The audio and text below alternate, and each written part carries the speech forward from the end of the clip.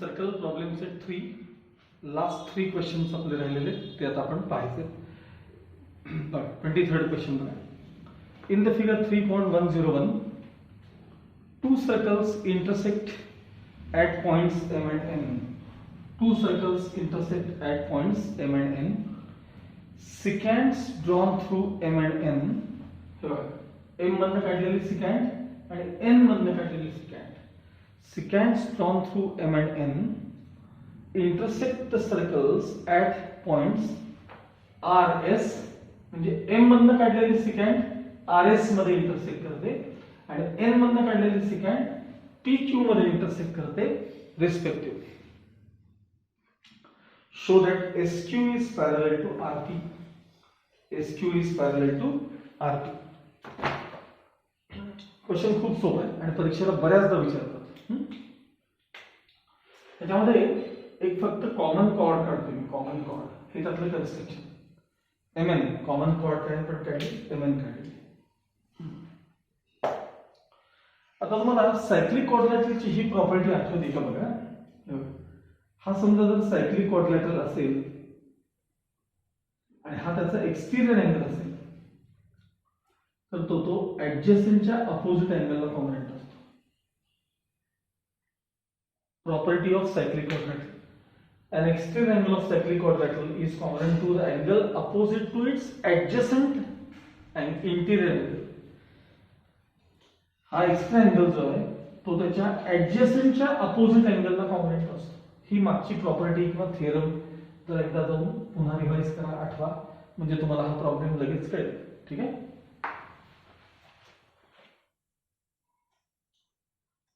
आता प्रूफ बघूया आपण. प्रूफ सोपा आहे.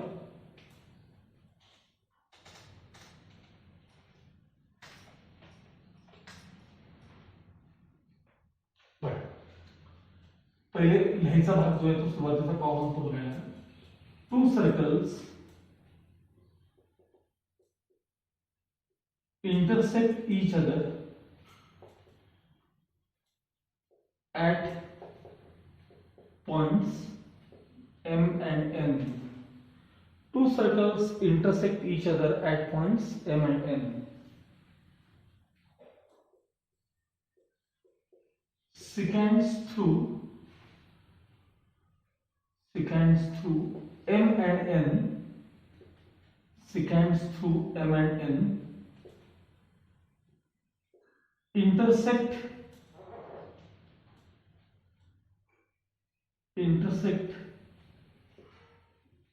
the circles at points R, S and P, Q respectively. R, S and P, Q respectively. Draw common chord MN. Draw common chord MN. आता मी काय सांगतोय थोडं नीट लक्ष द्या. हे मोठं सर्कल बघा, कुठलंही बघा, एक मोठं पहिल्यांदा मोठं सर्कल बघा. त्या मोठ्या सर्कलवर तुम्हाला MS, Q आणि N, त्या मोठ्या सर्कलवर तुम्हाला 4 पॉइंट्स दिसतात.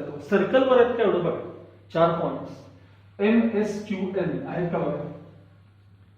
म्हणजे तो क्वाड्रिलॅटरल MSQN काय झाला सांगा, सायक्लिक झाला. त्या क्वाड्रिलॅटरलचा हा जो अँगल आहे तुम्ही बघा, हा नाव त्याचं MNP आहे. तो एक्सटिरियर अँगल आहे त्या सायक्लिक. तुम्हाला फक्त एक सर्कल दिसलं पाहिजे, इकडचं काही दिसता कामा नाही. सर्कल, एक सर्कल, चारही व्हर्टायसेस त्याचे सर्कल त्या क्वाड्रिलॅटरलचे सर्कलवर आहे, त्याचा एक्स्ट्रा अँगल आहे. तो ऍडजसेंटच्या अपोजिट अँगलला म्हणजे ह्याला कॉम्पोनेंट असतो. आता हे कसं मेन्शन करतो बघा. Draw common chord MN. बघा, अँगल MNP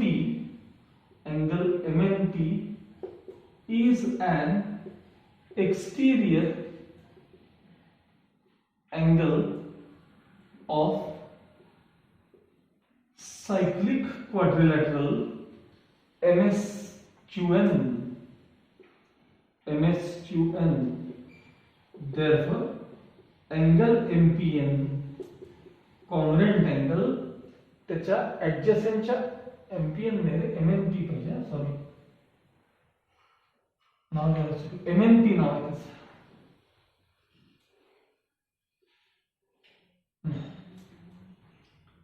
MNP हा अँगल ऍडजसेंटच्या अपोजिट अँगलला कॉन्ग्रुएंट म्हणजे MSQ ला कॉन्ग्रुएंट आहे. MSQ equation 1. ठीक आहे. आता तुम्ही लहान सर्कल कडे बघा, लहान सर्कल, छोटं सर्कल, त्यावर तुम्हाला RMNP चारही पॉइंट सर्कलवर दिसतात का? लहान सर्कल आहेत का? बघा आहे. म्हणजे RMNP देखील काय आहे सांगा? RMNP हा देखील काय आहे सांगा? हा सायक्लिक क्वाड्रिलॅटरल आहे. आणि हा हे बघा, हा जो अँगल आहे तो या सायक्लिक क्वाड्रिलॅटरचा एक्स्ट्रा अँगल आहे. तो त्याच्या ऍडजसेंटच्या अपोजिट अँगलला म्हणजे ह्याला कॉन्ग्रुएंट असणार. तो अँगल याला कॉन्ग्रुएंट असणार आहे. ठीक आहे. तुम्हाला मार्किंग कळावं म्हणून मी हवं तर 2 शेड वापरतो याच्यात. हा अँगल याला काय असणार आहे? तो कॉन्ग्रुएंट असणार आहे. आता सेम बघा, angle MNQ, angle MNQ is an exterior angle of cyclic quadrilateral MNPR.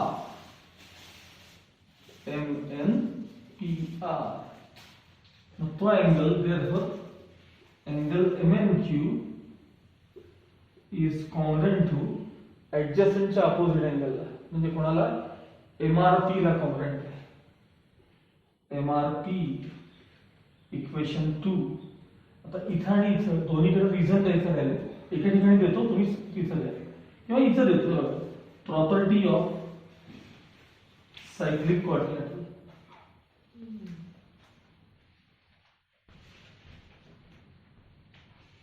Property of cyclic quadrilateral. आता हे दोघं लिनियर पेड अँगल आहेत. त्यांची टोटल 180 डिग्री असणार आहे. Measure angle MNQ, next line, measure angle MNQ, हे दोन्ही angle, measure angle MNQ plus measure angle MNP यांची टोटल असणार आहे 180 degree. Reason linear pair angles. Reason तुम्ही व्यवस्थित घ्या, लिनियर पेड अँगल्स. आता 1 आणि 2 कडे बघा, सांगा MNQ ला काय रिप्लेस करता येईल? MNQ ला MRP रिप्लेस करता येईल. Measure angle MRP plus MNP ला काय रिप्लेस करता येईल? कुठे आहे MNP? इथे. MNP ला MSQ equals 180 as it is from equations 1 and 2. आता हे दोन्ही अँगल्स फिगर मध्ये ऑब्झर्व करा. MRP आणि MSQ, MRP इथे आहे, MSQ इथे आहे. या दोघांची टोटल 180 आणि या दोघांची टोटल 180. तुम्ही जर असं इकडनं बघा, बरं असं या बाजूला बघा, या दोन लाईन्स आणि त्यांची ट्रान्सफर्सल आहे, ट्रान्सफर्सल. आणि इंटिरियर अँगल्सची जर टोटल 180 असेल, इंटिरियर अँगल्सची टोटल 180 असेल, हे बघा या दोन लाईन्स आणि त्यांची समजा ट्रान्सफर्सल. हा अँगल कसल्या टाइपचा अँगल असेल? हे इंटिरियर. मग इंटिरियर अँगल्सची टोटल जर 180 असेल तर लाईन्स काय असतात? पॅरलल. या दोघांची टोटल 180 आलीच की बघा इथे, म्हणजे लाईन्स पॅरलल आहेत. कोण कोण सांगा? हे बघा, हे RP आणि SQ काय सांगा? पॅरलल. हे बघा, हे RP आणि SQ पॅरलल आहे. Therefore segment SQ parallel segment RP. Reason द्यायचं त्याला इंटिरियर अँगल्स टेस्ट. काय रिझन द्यायचं? Interior angles test. Okay.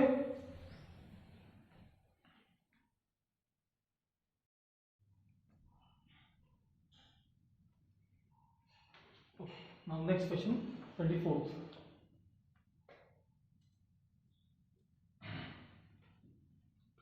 In the figure 3.102, two circles intersect each other at points A and E. Two circles intersect each other at points A and E. Their common secant E, through E intersects the circles at points B and D. E मधून गेलेली सिकॅन्ड सर्कल्सना बी आणि D मध्ये काय करते, intersect करते. म्हणजे ही line थोडक्यात सिकॅन्ड आहे. त्यानंतर the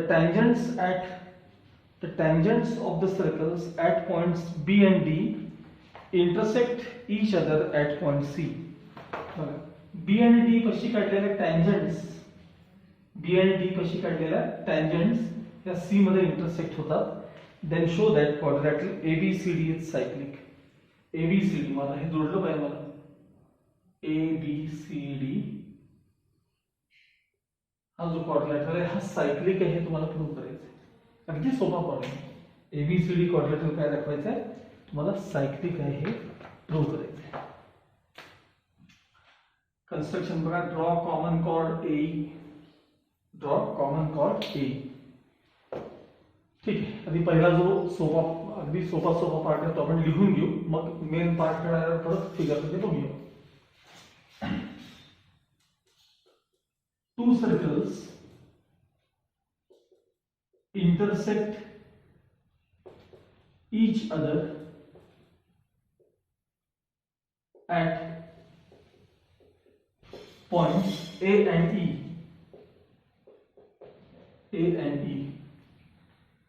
मग secant through E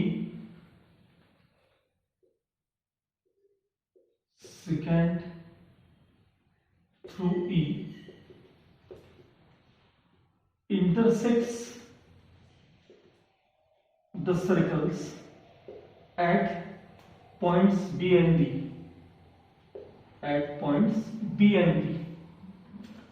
The tangents at B and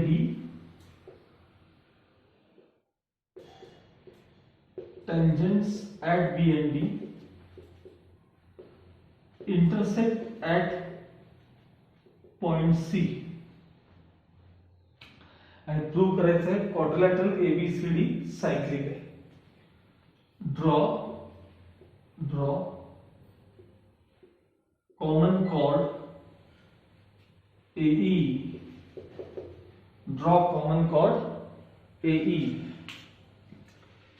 आता मी फक्त दाखवलेले अँगल तेवढे बघा.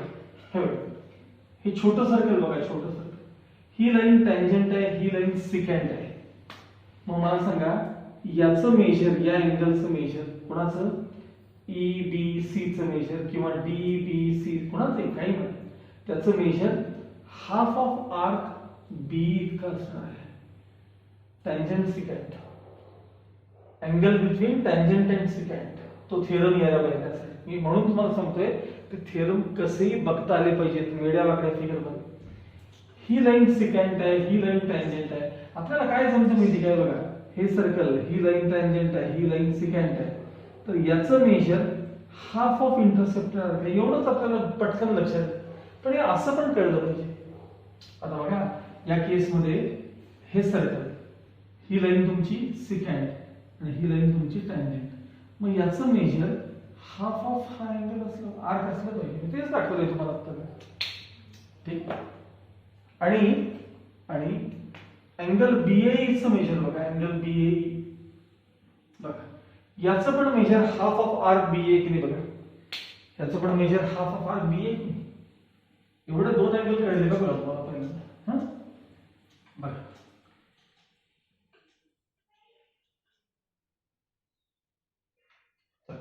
मेजर अँगल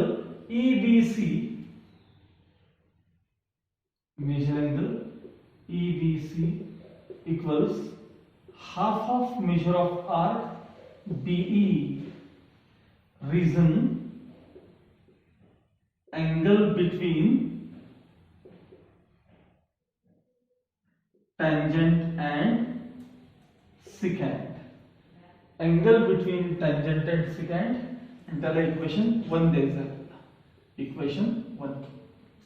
आता तो अँगल बघा BAE वरचा measure angle BAE equals half of measure of RBE, याला reason inscribed angle theorem, equation 2 द्यायचं त्याला. आता 1 आणि 2 च्या RHS सेम आहेत की नाही बघा, हाफ RB हाफ RB म्हणजे LHS सेम, म्हणजे measure angle EBC equals measure angle BAE from 1 and 2. Measure same म्हणजे angle congruent, therefore angle EBC congruent angle BAE. आता फक्त मी काय करतो माहिती का, EBC जो अँगल आहे ना फिगर मध्ये बघा, EBC म्हणजे अँगल इथे आहे बघा B, त्याचं नाव फक्त DBC करतोय बस, बाकी काही नाही. therefore angle DBC congruent angle BAE. तोच अँगल आहे EBC, हे बघा मध्ये बी आहे मध्ये बी आहे, अँगल बदलत नाही मी, नाव बदललं. ह्याला इक्वेशन आपण काय देणार आहोत, 3 देणार आहोत. आता सिमिलरली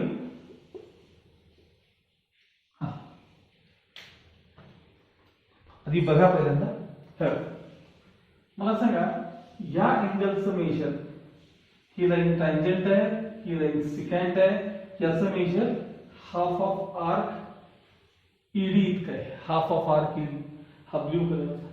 आणि याचं पण मेजर तुम्ही बघा, याचं अँगल DAE चं मेजर बघा, अँगल DAE इन्स्क्राइब्ड अँगलला हाफ ऑफ DE च आहे बघा, त्याचं पण मेजर हाफ ऑफ ED च आहे. म्हणजे ह्याच्यासारखं सेम, हे बघा हा अँगल हाफ ऑफ BE, हा पण अँगल हाफ ऑफ BE, म्हणून हा अँगल याला कॉन्ग्रुएंट होतो की नाही, तसाच हा अँगल याला कॉन्ग्रुएंट आहे. सांग काय काय ना. सिमिलरली अँगल हा D नाव आहे त्याचं BDC, similarly angle BDC congruent angle, BDC ला कुठला कॉन्ग्रुएंट आहे, DAE कॉन्ग्रुएंट आहे. DAE याला द्यायचं इक्वेशन 4. आलं लक्षात, इथपर्यंत भाग लक्षात आला. आता मी इथून वरचा पार्ट तेवढा रद्द करतो. जरा बघा म्हणजे सगळ्या गोष्टी आत्ताच्या फिगर मध्ये ऑब्झर्व करा बरं. हे दोन्ही अँगल्स जरा फिगर मध्ये ऑब्झर्व करा. आता काय काय स्टेप दिली, कुठला अँगल कोणाला कॉन्ग्रुएंट आहे, काय आहे दिलेलं, पाहिलं का सगळ्यांनी. आता तो खालचा ट्रायंगल बघा, इथं नाव बहुतेक बी होतं, मी पुसलं वाटतं.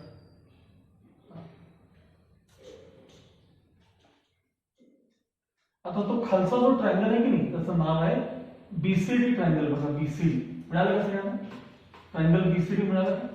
त्या ट्रायंगल मध्ये तिघांची टोटल 180 डिग्री असणार आहे त्या ट्रायंगल मध्ये, बरोबर. बघा इन ट्रायंगल BCD, हा ट्रायंगल BCD बघा, हा अँगल काय नाव आहे त्याचं, measure angle BCD plus measure angle हा काय नाव आहे त्याचं, DBC, BBC प्लस हा अँगल काय नाव आहे त्याचं, BDC, BDC. या तिघांची टोटल काय असणार आहे, तर 180 डिग्री असणार आहे. आता या DBC ला काय रिप्लेस करता येते बघा, BDC ला काय रिप्लेस करता येते बघा, measure angle BCD as it is plus, चला DBC ला काय करता सांगा, DBC ला रिप्लेस काय करता, BAE करतो मी, measure angle BAE plus BDC ला काय रिप्लेस करताय, BDC ला काय रिप्लेस करताय, DAE करतोय, measure angle DAE is equal to 180 as it is from equations 3 and 4. From equations 3 and 4 म्हणजे measure angle BCD as it is plus, आता हे दोघे आहेत ना BAE आणि DAE, फिगर मध्ये बघा BAE आणि DAE या दोन अँगल्सची ऍडिशन म्हणजे हा सगळा अँगल तयार होतो. कोण सांगा, BAD तयार होतो plus measure angle BAD equals 180 degree. म्हणजे काय स्टेप आली बघा, हे बघा हा अँगल प्लस हा अँगल यांची टोटल 180 आली. मग आता तुम्ही क्वाड्रिलॅटरल एबीसीडी जरा बघा, एबीसीडी त्याचे अपोजिट अँगल्सची टोटल 180 आली, अपोजिट अँगल्सची टोटल 180 आली. म्हणजे तो क्वाड्रिलॅटरल काय असला पाहिजे, सायक्लिक असला पाहिजे. दस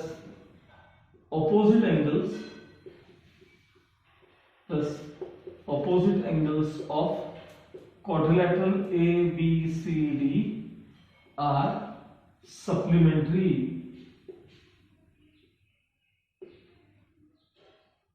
Therefore, quadrilateral ABCD is cyclic. हे आपल्याला प्रूव्ह करायचं होतं. बट शो दॅट काय म्हटलं होतं मी, क्वाड्रिलॅटरल एबीसीडी सायक्लिक आहे प्रूव्ह करा. त्याचे अपोजिट अँगल्सची टोटल 180 आली, म्हणजेच तो क्वाड्रिलॅटरल काय असला पाहिजे, सायक्लिक असला पाहिजे. ओके, जमलं. नेक्स्ट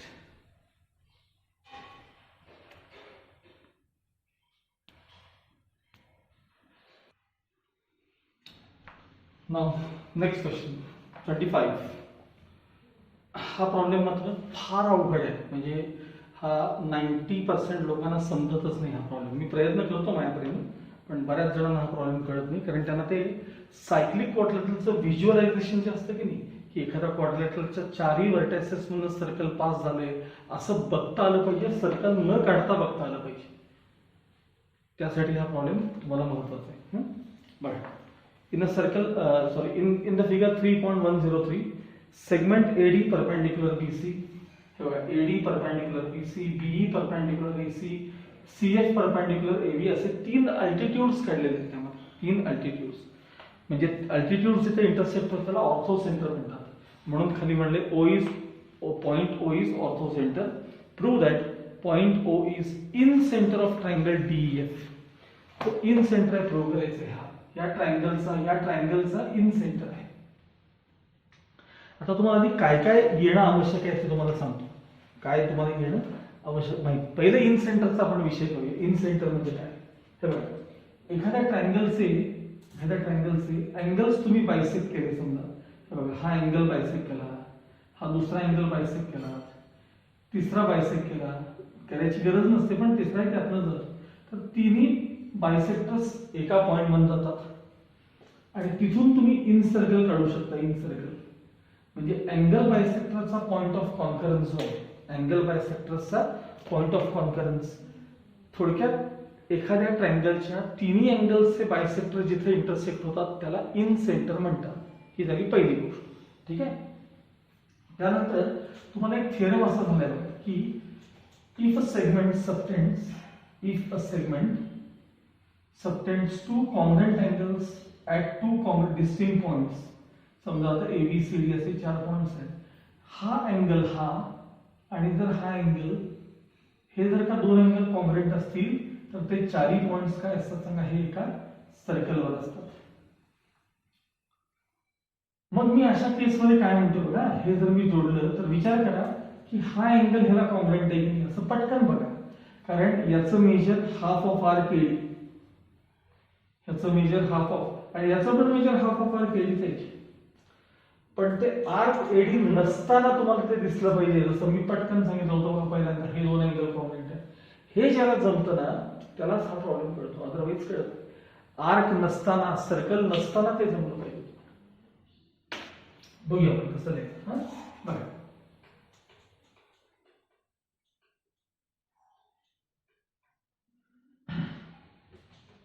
प्रूफ बघा.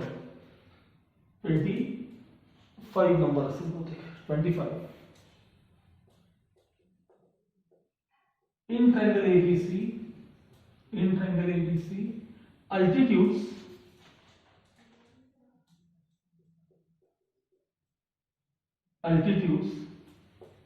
AD, BE and CF intersect at O. Draw segments. मी ते डॉटेड लाईन ने काढले बघा. Draw segments EF, FD and ED. हे 3 सेगमेंट्स आपण ड्रॉ केले. आता हे बघा, सेगमेंट BC न F पाशी अल्टिट्यूड आहे म्हणजे राईट अँगल असणारच ना. सेगमेंट बीसी न एफ पाशी राईट अँगल सबटेंड केलाय, सेगमेंट बीसी न ई पाशी पण राईट अँगल सबटेंड केलाय, म्हणजे सेगमेंट बीसी न ई आणि एफ दोन पॉइंट पाशी कॉन्ग्रंट अँगल सबटेंड केलेत. म्हणजे याचा अर्थ बी सी ई एफ हे चारही पॉइंट्स काय असले पाहिजेत, सायक्लिक असले पाहिजेत. बघा, measure angle BEFC equals 90 degree, measure angle BEC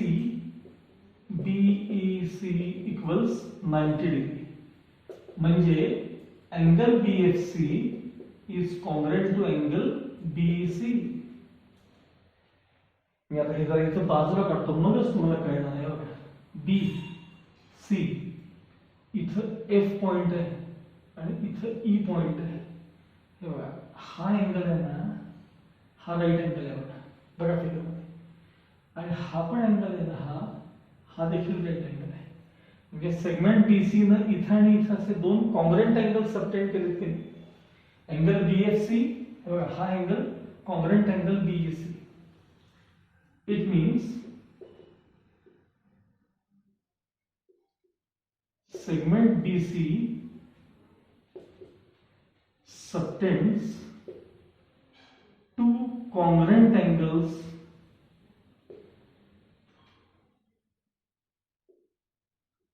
at two distinct points DIS, TIN, C, distinct points F and E.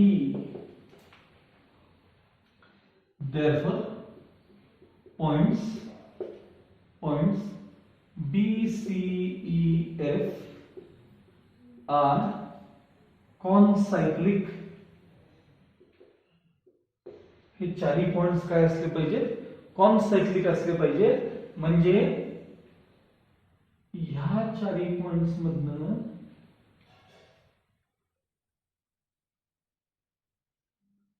एक सर्कल जातं, असा त्याचा अर्थ आहे. या चारही पॉइंट्स मधनं काय जातं, एक सर्कल जातं, असा त्याचा अर्थ आहे का. या चारही पॉइंट्स मधून काय होतं सांगा, एक सर्कल पास होतो. मग आता मी जे अँगल दाखवते ते बघा, या चारही पॉइंट्स मधून. मग हा अँगल आहे की नाही, हा अँगल एफईबी अँगल बघा, एफईबी पहिला अँगल. हा या अँगलचं मेजर हाफ ऑफ बीएफ आहे की नाही बघा, हाफ ऑफ बीएफ. मग याचं पण मेजर बघा, याचं पण मेजर, एफसीबीचं पण मेजर बघा. लक्षात का सगळ्यांचं व्यवस्थित. आता मी ते इथं दाखवतो बघा, या चौघात हाच पार्ट तिथं बघा. हे बघा, हा अँगल आहे ना, हा डॉट केलेला नाव आहे एफईबी. इथं बघा एफईबी, ह्याचं मेजर हाफ ऑफ बीएफ आहे की नाही. मग ह्याचं पण मेजर एफसीबी. आणि बघा हे असं ते सर्कल पास झालेलं इथे आहे, याचं पण मेजर हाफ ऑफ असणार आहे बीसी. म्हणजे हे दोन अँगल्स थोडक्यात काय झाले, डॉट आणि डॉट काय झाले सांगा, हे दोन अँगल्स कॉन्ग्रंट झाले. आलं का लक्षात. बघा, देअरफॉर ह्याच्यानंतर ही स्टेप कशी लिहिली अजिबात कळत नाही, त्यासाठी अशी बाजूला एक छोटी फिगर पाहिजे. देअरफॉर इथं बघा, त्याच्यापेक्षा इथं बघा. Therefore angle FEB congruent angle FCB. Reason inscribed in same arc. त्याला इक्वेशन 1 द्यायचं. त्याला काय द्यायचं, इक्वेशन 1 दिलं. आता क्वाड्रिलॅटरल ओडीसी बघायचं सगळ्यात. ओडीसी मी इथं बाजूला काढणार आहे बघा. ओडीसी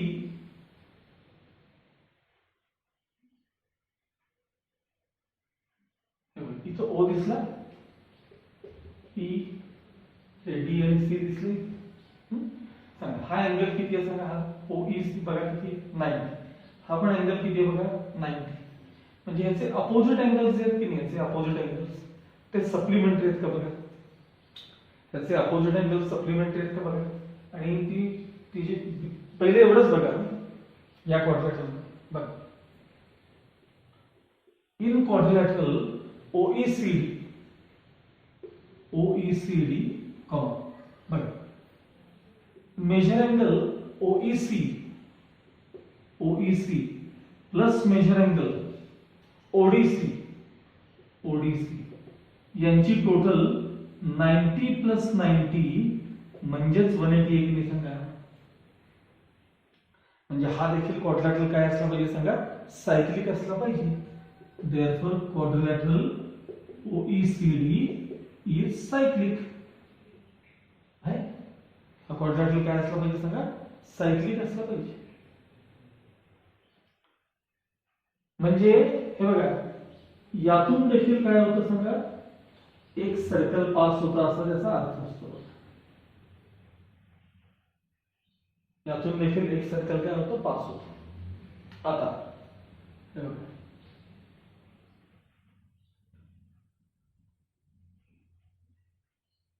पाहिलं सांग, याचं मेजर ओईडी बघा, ओईडी हाफ ऑफ ओडी आहे की नाही बघा, half of OD arc OD, त्याच्यात कधीच कळत नाही, इथंच बघायचं. ओईडीचं मेजर हाफ ऑफ ओडी आहे की नाही बघा, आणि याचं पण मेजर बघा, याचं ओसीडीचं पण मेजर बघा, हाफ ऑफ ओडी आहे की नाही बघा. इन्स्क्राइब्ड एंगल दोघेही सेम आर्क मध्ये इन्स्क्राइब झाले आहेत का. मग आता बघा, ते अँगल मी आता इथे दाखवतोय बघा, हे बघा ओईडी अँगल बघा, ओईडी इथे आहे बघा, ओईडी इथे आहे बघा, ओईडी हा ओईडी दिसला. आणि ओसीडी तो अँगल इथेच आहे, ठीक आहे, ओसीडी इथेच आहे, काय ओईसीडी सायक्लिक आहे बघा, हा सायक्लिक क्वाड्रिलॅटरल आहे. Therefore angle OED congruent angle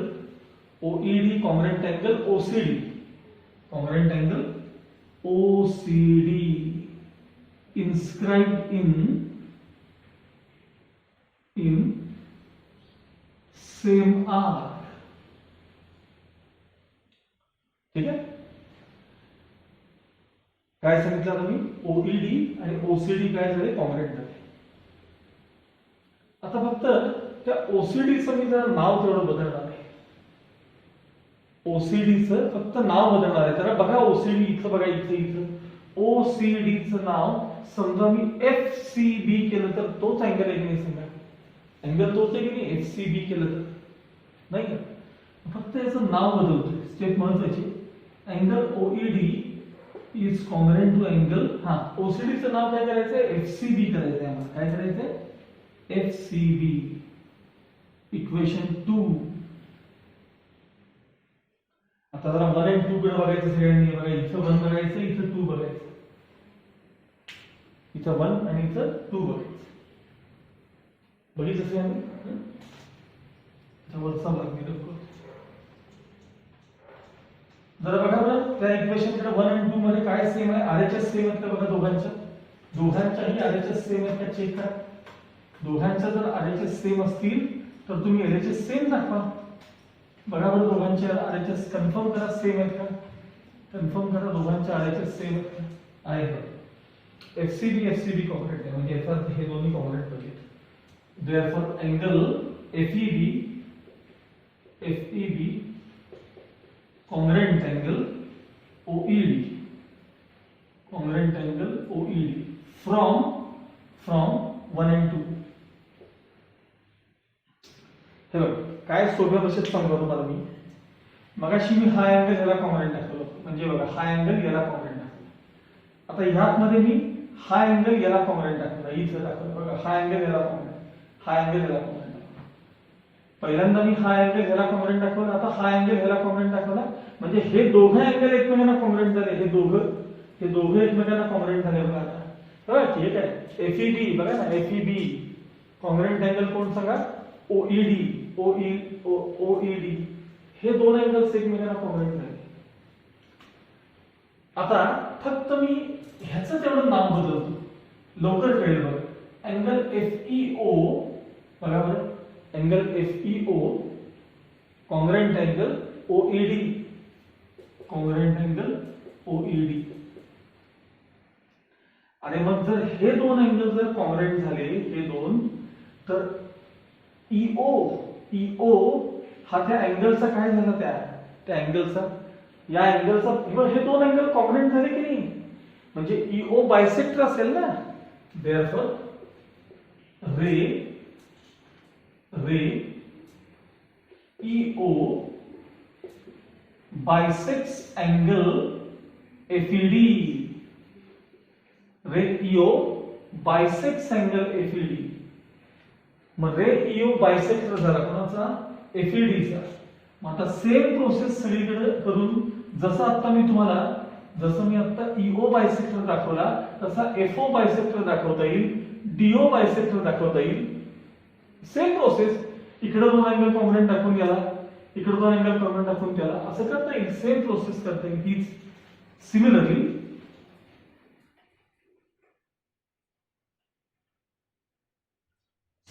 we can prove that असं म्हणायचं. Similarly we can prove that.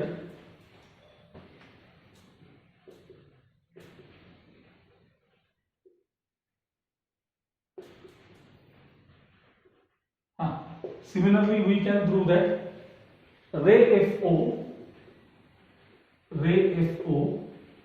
bisects angle EFD. अजून ray DO bisects angle FDE. तिन्ही अँगल बायसेक्टर, म्हणजे बघा हा पण अँगल बायसेक्टर झाला, हाही अँगल बायसेक्टर झाला. हे मग अँगल बायसेक्टर जिथे इंटरसेक्ट होतात त्याला आपण काय म्हणतो सांगा, इन सेंटर म्हणतो. दस bisectors of angles of triangle DEF